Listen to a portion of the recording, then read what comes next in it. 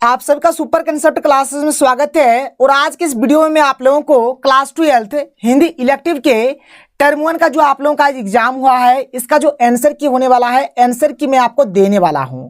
तो आप लोगों का जो क्वेश्चन पेपर है, क्वेश्चन पेपर को निकाल लीजिए और आप लोग मिलाइए कि आप लोगों ने कितने क्वेश्चंस का आंसर सही दिया है और कितने क्वेश्चंस का आंसर गलत दिया है। और आप लोग नीचे कमेंट सेक्शन पे अपना जो आपका जो नंबर आ रहा है, कितना आपने सही किया है, उसको नीचे कमेंट सेक्शन पे कमेंट करिए। और आप लोगों का एग्जाम कैसे गया है सर, जरूर से जरूर बताएं और इस प्रकार से तैयारी करिए। देखिए मैंने क्वेश्चंस को देखा, देखिए यहाँ पे जो आपका टर्म 1 वाला जो क्वेश्चंस था थोड़ा कहीं कहीं टफ था, लेकिन टर्म 2 वाला क्वेश्चंस एकदम इजी था। इस प्रकार से आप लोगों को इंग्लिश कोर का भी तैयारी कराया जाएगा। तो चलिए सर स्टार्ट करते हैं, शुरू करते हैं और एक एक करके हर एक क्वेश्चंस के आंसर को बहुत ही सिंपल तरीके से देखते हैं। एक्चुअल में फटाफट मिला लीजिए कि ये सब हम लोग नहीं पढ़ते हैं, ठीक है, ये सब तो आप लोग जानते ही होंगे। सीधे हम लोग आते हैं क्वेश्चंस में और देख लेते हैं क्वेश्चंस को। देखिए यहाँ पर सबसे पहले हमारा यहाँ पर जैसे कि है सर पैसेज, और यहाँ पर क्वेश्चन नंबर 1 से लेकर 4 तक जो है इस पैसेज से है, ठीक है। और यहाँ पर देख लीजिए क्वेश्चन क्या क्या है और इसका आंसर क्या क्या होने वाला है। तो देख लीजिए फटाफट, जैसे कि हमारे पास जो सबसे पहला जो प्रश्न है, जैसे क्वेश्चन नंबर 1 क्या है कि संस्कृति की शाश्वत धारा के निर्माण में सहायक होते हैं।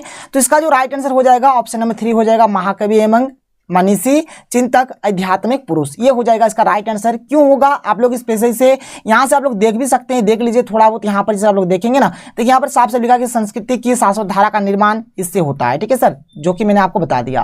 तो इसका ये हो जाएगा सही आंसर। आगे चलिए अगला प्रश्न देख लेते हैं, क्वेश्चन नंबर 2 देख लेते हैं। क्वेश्चन नंबर 2 हमारे पास क्या है, देख लीजिए कि राजनीतिक और आर्थिक अवस्थाएं किस बात का अनुपालन करके सार्थक हो पाती है। तो इसका जो राइट आंसर हो जाएगा ऑप्शन नंबर 2 यानी कि शाश्वतता, ठीक है, ये हो जाएगा इसका सही आंसर। ऑप्शन नंबर 2 बिल्कुल राइट आंसर हो जाएगा। फटाफट मिला लीजिएगा। देखिए यहाँ पर मैं आपको दिखा देता हूं कि इसका आंसर आप लोगों को कहां पर मिलेगा। देख लीजिए यहाँ पर साफ साफ आप लोगों को देखने को मिल जाएगा। देख लीजिए यहाँ पर शाश्वतता है, ठीक है, और सर्वोत्तम राजनीतिक और आर्थिक अवस्थाएं इस प्रकार से लिखा हुआ है, मतलब यही होने वाला है। ये जो शाश्वतता है ये आपका ये सही आंसर हो जाएगा। चलिए आगे देख लीजिए अगला प्रश्न। यहाँ पर देख लीजिए सर अगला प्रश्न यहाँ पर हमारे पास क्या है। तो जो अगला प्रश्न यहाँ पर क्वेश्चन नंबर 3 जो है, देख लीजिए क्या है कि समकालीन और क्षणिक संस्कृति को आत्मघात से बचने के लिए किसका अनुसरण करना चाहिए, ठीक है। अगर आप लोग देखेंगे ना, तो ये जो चीज है ये भी आपको मिल जाएगा पैसेज में, और इसका राइट आंसर हो जाएगा ऑप्शन नंबर 1 हो जाएगा, इनकी शाश्वत संस्कृति का। देख लीजिए मैं आपको पैसेज में दिखा देता हूं, तब आपको अच्छे तरीके से क्लियर हो जाएगा। देख लीजिए सर पैसेज को थोड़ा सा देख लीजिए, यहाँ पर साफ साफ दिया गया है कि समकालीन संस्कृति और क्षणिक संस्कृति, यहाँ पर साफ साफ क्या दिया गया, देख लीजिए कि शाश्वत संस्कृति का अनुसरण अपने स्तर में रहते हुए करना उचित होता है, ठीक है। तो यहाँ पर शाश्वत संस्कृति इसका बिल्कुल राइट आंसर हो जाएगा। चलिए आगे देख लीजिए अगला प्रश्न यहाँ पर हमारे पास क्या है। अब जो अगला प्रश्न है क्वेश्चन नंबर 4 जो है सर, यहाँ पर क्या है कि लोक में उच्चतम जीवन आदर्शों की स्थापना कौन करते हैं। तो यहाँ पर अगर आप लोग पैसेज को देखेंगे तो पैसेज में कहीं पर भी ये वाला और ये वाला वर्ड नहीं है, केवल और केवल ये वाला है, सत्वधर्मी। एक्चुअल में यही हो जाएगा इसका राइट आंसर। आप चाहे तो पैसेज में देख सकते हैं, देख लीजिएगा अगर आप लोग यहाँ पर, तो यहाँ पर आप लोग देख लीजिएगा साफ साफ पैसेज में यहाँ पर दिया गया है सत्वधर्मी वाला, ठीक है, और यही हो जाएगा इसका राइट आंसर। चलिए आगे चलते हैं, अगला प्रश्न देख लेते हैं। यहाँ पर ये तो पैसेज हमारा क्लियर हो जाता है। फिर यहाँ पर और एक पैसेज दिया गया है, जैसे आप लोग देख लीजिए ये वाला, ठीक है। और यहां से मैं क्या करें, क्वेश्चन नंबर 5 से अगर क्वेश्चन नंबर 8 तक का आंसर देना है, इसको आप लोग पढ़ लीजिएगा जो भी होगा, ठीक है। चलिए हम लोग डायरेक्ट आंसर्स देखते हैं कि किसका कौन सा आंसर होने वाला है। तो हमारे पास जो सबसे पहला जैसे यहाँ पर जो क्वेश्चन नंबर 5 है क्या कि कविता में मृत्यु का स्वागत निडरता से करने के लिए कहा गया है, क्योंकि। तो देखिए इसका जो पहला वाला जो पॉइंट है ये तो सही हो जाएगा, क्योंकि मृत्यु जीवन यात्रा का विश्राम स्थल है। जब कोई आदमी मर जाता है तो वहां पर उसका फुल स्टॉप लग गया, विश्राम हो गया, उसका समझिए कहानी खत्म हो गया, ठीक है। एक्चुअल में अगर आप लोग देखेंगे तो यहाँ पर पैसेज में ये चीज साफ साफ यहाँ पर लिखा गया है। क्या लिखा गया कि मृत्यु एक है विश्राम स्थल। तो ये तो इसका राइट आंसर हो जाएगा। लेकिन अगर आप लोग इस पैसेज को और ध्यान से देखेंगे और अगला पॉइंट अगर आप लोग देखेंगे क्या है कि मृत्यु से ही व्यक्ति को नए जीवन का सहारा मिलता है। बिल्कुल सर बात सही है, जब कोई मरता है तो क्या होता है, नए जीवन का सहारा मिलता है। तो यहाँ पर ऑप्शन नंबर 1 भी सही होगा और ऑप्शन नंबर 2 भी सही होगा। तो यहाँ पर 1 और 2 दोनों हो जाएगा इसका राइट आंसर, यानी इसका जो एक्चुअल में जो राइट आंसर हो जाएगा क्या हो जाएगा, ऑप्शन नंबर 4 इसका बिल्कुल राइट और सही आंसर हो जाएगा। चलिए आगे देख लीजिए अगला प्रश्न यहाँ पर क्वेश्चन नंबर 6 देख लेते हैं। क्वेश्चन नंबर 6 देखिए यहाँ पर क्या है। तो क्वेश्चन नंबर 6 है हमारे पास कि मृत्यु रूपी सरिता में कौन स्नान करता है। मृत्यु रूपी जो सरिता होता है उसमें कौन स्नान करता है आपको बताना है। तो इसका जो राइट आंसर हो जाएगा क्या हो जाएगा कि नए वस्त्र धारण करने की इच्छा रखने वाला जीव, ठीक है, ये हो जाएगा इसका राइट आंसर। ऑप्शन नंबर 3 बिल्कुल राइट आंसर हो जाएगा। क्वेश्चन नंबर 7 क्या है कि सच्चा प्रेम किसे कहा जा सकता है। तो जो निष्प्राण होता है, ठीक है, ये हो जाएगा इसका राइट आंसर। 7 का क्या हो जाएगा, 2 हो जाएगा। फटाफट मिला लीजिएगा। चलिए आगे चलते सकते हैं। अगला प्रश्न देख लेते हैं, क्वेश्चन नंबर 8 देख लेते हैं। तो क्वेश्चन नंबर 8 हमारे पास क्या है कि काया का पर्यायवाची शब्द कौन सा? काया माने होता है शरीर, शरीर यानी कि तन, ठीक है। तो 8 का राइट आंसर हो जाएगा ऑप्शन नंबर 3। क्वेश्चन नंबर 9 क्या है कि भारत में प्रकाशित होने वाला प्रथम समाचार पत्र बंगाल गजट का प्रकाशन वर्ष है, मतलब बंगाल गजट किस वर्ष प्रकाशित हुआ था आपको बताना है। तो सर इसका बिल्कुल सिंपल सा राइट आंसर हो जाएगा 1780 ईस्वी, यानी कि ऑप्शन नंबर 4 बिल्कुल राइट आंसर होगा। चलिए आगे देख लीजिए, अगला प्रश्न यहाँ पर देख लेते हैं, क्वेश्चन नंबर यहाँ पर 10 देख लेते हैं। क्वेश्चन नंबर 10 क्या है कि जनसंचार का प्रमुख उद्देश्य क्या है? तो जिज्ञासाओं का समाधान, ये सही हो जाएगा। सूचनाओं को परस्पर बांटना, ये भी हो जाएगा। विचारों की अभिव्यक्ति, ये भी हो जाएगा। यानी इसका ऑप्शन नंबर 4 बिल्कुल राइट हो जाएगा। इनमें से सभी इसका राइट आंसर होगा। 10 का क्या हो जाएगा यहाँ पर? ऑप्शन नंबर 4 बिल्कुल सही आंसर हो जाएगा। आगे चलिए आगे देख लीजिए, क्वेश्चन नंबर 11 देख लेते हैं। तो क्वेश्चन नंबर 11 हमारे पास क्या है, यहाँ पर देख लीजिए क्वेश्चन नंबर 11 के संचार के मुद्रण माध्यम में किसे शामिल किया जाता है? यहाँ पर 4 ऑप्शन दिया गया है, जिसके समाचार पत्र है, पत्रिकाएं हैं, पंपलेट्स है। तो यहाँ पर ये भी सही होगा, ये भी सही होगा, ये भी सही होगा, इनकी इनमें से सभी। मैंने जो आपको पुष्पा वाला कंसेप्ट बताया था ना कि जो पुष्पा होता है यहाँ पर आकर झुक जाता है, जैसे पुष्पा बोलता है कि मैं नहीं झुकेगा साला, लेकिन पुष्पा यहाँ पर आकर झुकता है, मैंने आपको पहले भी बताया था। तो देखिए सर आगे चलते हैं, आगे देख लेते हैं जो अगला प्रश्न है यहाँ पर क्या है। क्वेश्चन नंबर जो 12 है, क्या देख लीजिए क्वेश्चन नंबर 12 की उदंत मार्तंड किस वर्ष से प्रकाशित होना शुरू हुआ? जो उदंत मार्तंड है ये 1826 से प्रकाशित होना शुरू हुआ था, इसलिए 12 का राइट आंसर ऑप्शन नंबर 1 हो जाएगा। क्वेश्चन नंबर 13 की एक सफल संपादक में कौन से गुण अपेक्षित है? देखिए सफल संपादक जो भी होंगे सर वो कैसे होने चाहिए? तो अभिप्रेरणा, मेधा और निपुणता का गुण उसमें होना चाहिए। तो इनमें से सभी इसका राइट आंसर हो जाएगा। 13 का क्या हो जाएगा? ऑप्शन नंबर 4 बिल्कुल राइट आंसर हो जाएगा। आगे देख लीजिए, अगला क्वेश्चन देख लेते हैं, क्वेश्चन नंबर 14। क्वेश्चन नंबर 14 हमारे पास क्या है कि हिंदुस्तान समाचार पत्र का प्रकाशन होता है। तो सर डेली डेली आता है ना, हिंदुस्तान पेपर तो हम लोग डेली पढ़ते हैं, जहां पर आप लोगों को अपडेट वगैरह मिलता है, ठीक है। तो यहाँ पर डेली आता है, इसलिए इसका राइट आंसर ऑप्शन नंबर 1 हो जाएगा, दैनिक हो जाएगा। क्वेश्चन नंबर 15 क्या है कि टेलीविजन की रजत जयंती कब मनाई गई? ठीक है, तो कब मनाई गई है सर, याद रखिएगा आप लोग, इसका हो जाएगा 1984, यानी कि ऑप्शन नंबर 4 बिल्कुल राइट आंसर हो जाएगा। आगे देख लीजिए क्वेश्चन नंबर 16, ठीक है, क्वेश्चन नंबर 16 यहाँ पर हम लोग देख लेते हैं। क्वेश्चन नंबर 16 जो कि मैंने आज आपको सुबह सुबह ही पढ़ाया था कि भारत में सिनेमा जगत का प्रमुख केंद्र स्थल है, क्या है? तो मुंबई, ठीक है। इसका राइट आंसर हो जाएगा मुंबई, क्योंकि फिल्म का जो नगर होता है सर मुंबई को ही बोला जाता है। तो 16 का यहाँ पर क्या हो जाएगा? 3 हो जाएगा, ऑप्शन नंबर 3 हो जाएगा। चलिए आगे चलिए, आगे देख लीजिए, अगला प्रश्न देख लीजिए। यहाँ पर क्वेश्चन नंबर 17 देख लेते हैं। तो क्वेश्चन नंबर 17 की पाक्षिक पत्रिका कितने दिनों के अंतराल पर प्रकाशित होती है? तो सर पाक्षिक माने होता है 15 दिन, तो 15 दिन बाद ये प्रकाशित होता है। तो 17 क्या हो जाएगा? ऑप्शन नंबर 3 यानी कि 15 दिन इसका राइट आंसर हो जाएगा। क्वेश्चन नंबर 18 क्या है कि फ्रीलांसर शब्द का अर्थ है, फ्री माने क्या होता है? स्वतंत्र, तो यहाँ पर इसका स्वतंत्र हो जाएगा, ठीक है। तो 18 क्या हो जाएगा? ऑप्शन नंबर 2 यहाँ पर स्वतंत्र इसका सही आंसर हो जाएगा। एक्चुअल में जो स्वतंत्र पत्रकार होते हैं उसको फ्रीलांसर बोलते हैं, तो ये हो जाएगा ऑप्शन नंबर 2 इसका सही आंसर हो जाएगा। आगे चलिए अगला प्रश्न देख लीजिए। अब देखिए यहाँ पर हमारे किताब का स्टार्ट हो जाता है, जिसके पाठ्य पुस्तक आप लोग देख सकते हैं।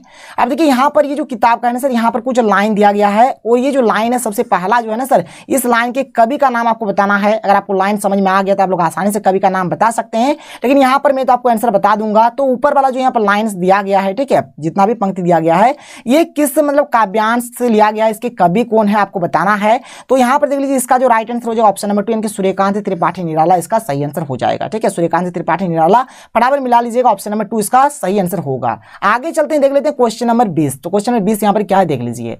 तो क्वेश्चन नंबर 20 हमारे पास है कि कवि ने किसे अपना संबल कहा है? तो सरोज को। किसको?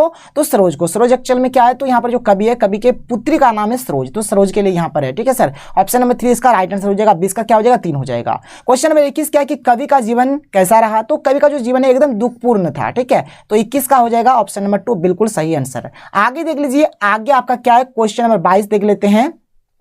तो क्वेश्चन नंबर 22 है कि विकल शब्द का अर्थ है, तो विकल का मतलब होता है व्याकुल, क्या हो जाएगा? व्याकुल। तो 22 का ऑप्शन नंबर 1 बिल्कुल सही हो जाएगा।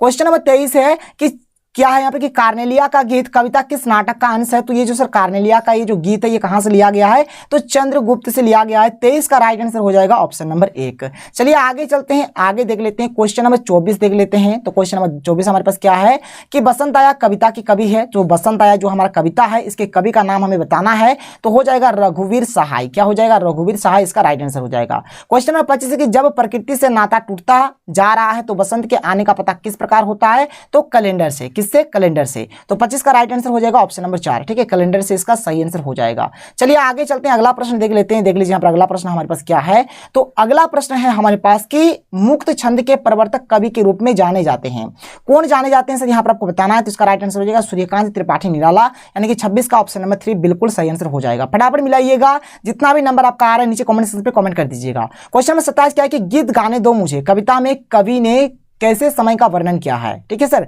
तो यहाँ पर इसका एक्चुअल जो राइट आंसर हो जाएगा ऑप्शन नंबर 4 हो जाएगा। इनमें सभी मतलब ये भी सही होगा, ये भी सही होगा, ये भी सही होगा। आप लोग पढ़ लीजिएगा, मिला लीजिएगा। 27 का क्या हो जाएगा ऑप्शन नंबर 4 बिल्कुल सही आंसर हो जाएगा। चलिए आगे देख लीजिए अगला प्रश्न। अगला प्रश्न देख लेते हैं यहाँ पर हम लोग क्वेश्चन नंबर 28। तो देख लीजिए क्वेश्चन नंबर 28 हमारे पास क्या है। तो क्वेश्चन नंबर 28 में क्या है सर, फिर से यहाँ पर एक्चुअल में यहाँ पर एक पैसेज दिया गया है और इस पैसेज से हमें बताना है यहाँ पर जो पैसेज है इसके लेखक कौन है। एक्चुअल में कोई ना कोई कहानी से लिया गया होगा। ठीक है, और यहाँ पर एक चीज आप लोग यहाँ पर ध्यान दीजिएगा। यहाँ पर चलिए मैं आपको आगे बताऊं, जैसे यहाँ पर कोहाट और रावलपिंडी का नाम है, इस बात को आप लोग याद रखिएगा कि यहाँ से आप लोगों का एक काम होगा। ठीक है, तो यहाँ पर पहले बात तो इसको समझिए कि प्रस्तुत गद्यांश के लेखक कौन है। तो लेखक का नाम आपको सबसे पहले बताना है। तो इसका लेखक हो जाएगा भीष्म साहनी। क्या हो जाएगा, भीष्म साहनी। 28 का ऑप्शन नंबर 3 बिल्कुल सही आंसर हो जाएगा। 28 का क्या हो जाएगा, 28 का 3 हो जाएगा। चलिए आगे चलते सर, आगे देख लीजिए अगला प्रश्न देख लेते हैं। क्वेश्चन नंबर 29 देख लीजिए। क्वेश्चन नंबर 29 है कि अरे मैं उन दिनों कितना काम कर लेता था, यह कथन किसका है। तो ये जो कथन है सर किनका है, तो गांधी जी का है, महात्मा गांधी का। तो 29 का ऑप्शन नंबर 1 बिल्कुल सही हो जाएगा। क्वेश्चन नंबर 30 क्या कि महादेव देसाई कौन थे। तो महादेव देसाई कौन थे, तो गांधी जी के निजी सचिव थे। कौन थे, गांधी जी के निजी सचिव, यानी कि 30 का ऑप्शन नंबर 2 बिल्कुल राइट आंसर हो जाएगा। आगे चलिए आगे देख लीजिए क्वेश्चन नंबर 31 देख लेते हैं। क्वेश्चन नंबर 31 यहाँ पर हमारे पास क्या है कि महादेव देसाई कहाँ से जुड़ी अपनी यादें सुनाने लगे। तो मैंने आपको अभी बताया कि दो चीजें याद रखिएगा, एक कोहाट और एक रावलपिंडी। मतलब ये भी आंसर हो जाएगा, ये भी आंसर, यानी कि 1 एवं 2 दोनों, यानी कि ऑप्शन नंबर 3 बिल्कुल राइट होगा। 31 का क्या हो जाएगा, ऑप्शन नंबर 3 हो जाएगा। क्वेश्चन नंबर 32 देख लीजिए। क्वेश्चन नंबर 32 क्या है कि आचार्य रामचंद्र शुक्ल की कृति का अक्षय स्रोत उनके द्वारा लिखित किस पुस्तक को माना जाता है। तो इसका राइट आंसर हो जाएगा ऑप्शन नंबर 1 यानी कि हिंदी साहित्य का इतिहास। ठीक है, ये मॉडल पेपर का क्वेश्चन है। 32 का क्या हो जाएगा, 32 का यहाँ पर क्या हो जाएगा, ऑप्शन नंबर 1 बिल्कुल राइट आंसर हो जाएगा। चलिए आगे चलते हैं, आगे देख लेते हैं। यहाँ पर आगे का क्वेश्चन यहाँ पर देख लेते हैं। क्वेश्चन नंबर 33 यहाँ पर क्या दिया गया, रामचंद्र शुक्ल के पिता का तबादला जब हमीरपुर से मिर्जापुर हुआ तब शुक्ल की उम्र कितनी थी। तो सर उस टाइम उसका जो उम्र था कितना था, 8 साल था, 8 वर्ष था, यानी 33 का राइट आंसर ऑप्शन नंबर 1 हो जाएगा।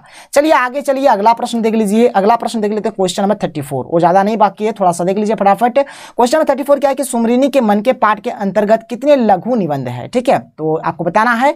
तो सर यहाँ पर अगर आप लोग देखेंगे इसमें 3 है, केटो है 3 तो 34 का क्या हो जाएगा, ऑप्शन नंबर 2 बिल्कुल राइट आंसर हो जाएगा। क्वेश्चन नंबर 35 क्या कि ढेले चुन लो निबंध के माध्यम से समाज में निहित किन कुरीतियों का व्यंग्य किया गया है। तो अंधविश्वास का। तो 35 का राइट आंसर हो जाएगा ऑप्शन नंबर 3। ठीक है, चलिए आगे देख लीजिए अगला प्रश्न देख लेते हैं। क्वेश्चन नंबर यहाँ पर 36 देख लेते हैं हम लोग। तो देख लीजिए क्वेश्चन नंबर 36 हमारे पास क्या है। तो क्वेश्चन नंबर 36 है हमारे पास कि जलालगढ़ पहुंचकर हरगोविंद बड़ी बहुरिया के पैर पकड़कर माफी क्यों मांगता है। तो 36 का जो राइट आंसर हो जाएगा यहाँ पर क्या हो जाएगा, ऑप्शन नंबर 1 हो जाएगा कि बड़ी बहुरिया का संदेश नहीं सुना सका। ठीक है, इसलिए वो माफी मांग लेता है। 36 का क्या हो जाएगा, ऑप्शन नंबर 1 बिल्कुल राइट आंसर हो जाएगा। आगे देख लीजिए अगला प्रश्न क्या है। क्वेश्चन नंबर 37 हमारे पास क्या है, देख लीजिए सर यहाँ पर क्वेश्चन नंबर 37 को हम लोग देख लेते हैं। तो क्वेश्चन नंबर 37 क्या है यहाँ पर कि सूरदास की झोपड़ी प्रेमचंद्र के किस उपन्यास का अंश है, कहां से लिया गया है सूरदास की झोपड़ी। तो याद रखिएगा रंगभूमि, यानी कि 37 का राइट आंसर ऑप्शन नंबर 2 हो जाएगा।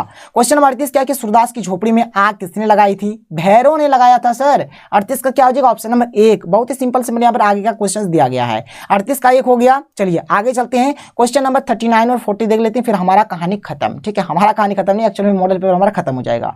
क्वेश्चन नंबर 39 क्या है कि आटे के भांति राख को कौन बटोर रहा था। तो सूरदास बटोर रहा था जब उनके झोपड़ी को जला दिया गया था। क्वेश्चन नंबर 40 क्या है कि झोपड़ी के आसपास सन्नाटा छा जाने का कारण क्या था, क्योंकि सूरदास का जो झोपड़ी था, झोपड़ी को जला दिया गया था, इनकी झोपड़ी का जलना। तो 40 का क्या हो जाएगा, ऑप्शन नंबर 1 हो जाएगा और 39 का यहाँ पर ऑप्शन नंबर 3 हो जाएगा। तो यहाँ पर मैंने आपको कंप्लीट आंसर की बता दिया सर। अगर आपको वीडियो पसंद आया तो वीडियो को लाइक करिए, और जैसे आप लोगों का आगे और एग्जाम होने वाला है, मैं आप लोगों का हर एक चीज का जो भी आंसर की होगा हर एक चीज प्रोवाइड करा दूंगा, ताकि आप लोग मिला लीजिएगा, आपको पता चलेगा कि आपने कितने क्वेश्चन का आंसर सही दिया है, कितने क्वेश्चन का आंसर गलत दिया है। तो चलिए मिलते हैं अगले वीडियो में। थैंक यू, जय हिंद।